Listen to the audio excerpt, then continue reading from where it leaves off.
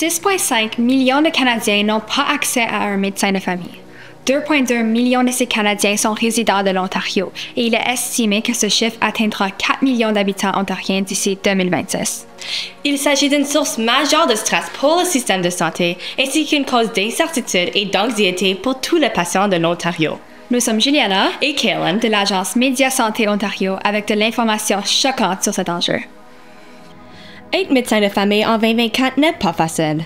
En plus d'offrir des soins aux patients, ceux-ci sont responsables de tâches administratives qui consomment au-delà de 20 heures non rémunérées à chaque semaine. Ils sont aussi chargés de recruter leur propre personnel et gérer le bon fonctionnement de l'entreprise. De plus, le salaire de médecin a augmenté de seulement 1% par année ces derniers temps, tandis que la hausse du taux d'inflation est de 10%. Tous ces facteurs contribuent à la fermeture des cliniques de médecine familiale. Dr. Meng, un médecin de famille en Ontario, explique pourquoi elle a été forcée de fermer sa pratique.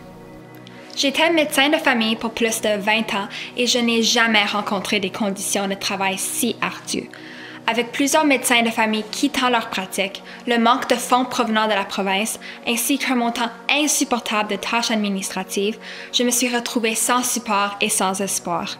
La technologie et la tendance médicale électronique faisaient de sorte que ma boîte de réception était inondée de plus de 100 rapports administratifs par jour et je passais des heures à répondre à des courriels. Dans le passé, je voyais des patients 4 jours par semaine. J'ai par la suite diminué à 3 jours semaine, simplement dans le but de consacrer une journée de travail entière aux tâches administratives à mes frais. Je n'en pouvais plus. Avec des fonds insuffisants provenant du gouvernement, un revenu de 38 $ par rendez-vous, des tâches administratives non financières et l'inflation qui augmente exponentiellement, l'entreprise a, à contre-cœur, fait faillite. Selon un sondage du Collège des médecins de famille de l'Ontario, 65% des médecins de famille ont déclaré qu'ils envisageaient quitter ou changer leur pratique au cours des 5 prochaines années. Avec plus de 1,7 million d'Ontariens ayant un médecin de famille âgé de 65 ans ou plus qui prendront leur retraite, la relève par la prochaine génération sera insuffisante. En raison de ce défi, la médecine familiale est moins désirée par les jeunes étudiants. Cette pénurie aggrave les conditions de travail, causant un cercle vicieux sans possibilité de sortie. Le manque de médecins de famille affecte grandement les citoyens de l'Ontario, même si ces gens ont accès ou non à un médecin de famille. Ça fait maintenant plus de 6 mois que je suis à la recherche d'un médecin de famille. Mes prescriptions ne sont plus à date et j'ai besoin d'un médecin pour me consulter et me garder en santé.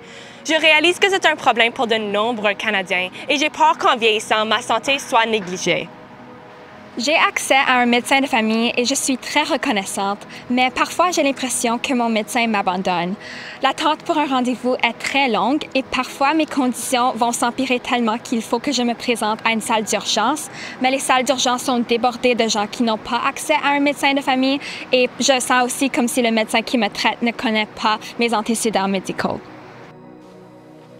Conscient des conflits des médecins comme Dr. Meng, ainsi que des cris de désespoir de patients, le gouvernement veut faire des changements dans la province.